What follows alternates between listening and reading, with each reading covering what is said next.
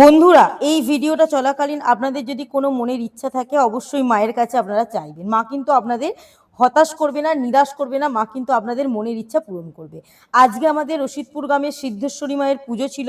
সেখানে যেমন পুজোর আয়োজন করা হয়েছিল, বলির আয়োজন করা হয়েছিল, আরতির ব্যবস্থা করা হয়েছিল, সেখানে কিন্তু প্রতি বছরই ধুনো পোড়ার ব্যবস্থা থাকে। প্রতিটা ঘরের মায়েরা উপোস করে থাকে সকাল থেকে এই ধুনো পোড়ার জন্য। ধুনোটা পুড়তে হয় 4টের সময়। আমাদের এখানে আটচালায় 11টা থেকে মায়েরা এসে যে যার জায়গায় বসে আছে, আর তাদের সন্তানরা ঠিক 3:45-4টের সময় এসেছিল। আসার পর 4টে থেকে এখানে আমাদের ধুনো পোড়ার ব্যবস্থা হচ্ছিল।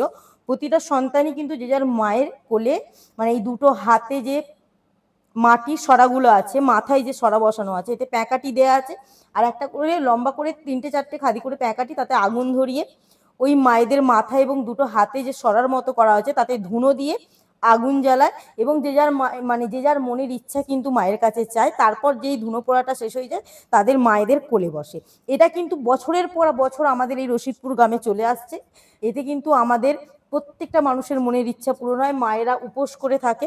এখানে যে ভিডিওটা তোমাদের সাথে শেয়ার করলাম, আশা করি তোমরা এরকম ভিডিও কোথাও দেখোনি, এরকম পুজোর ব্যবস্থা কোথাও নেই, আমাদের গ্রামেই হয়।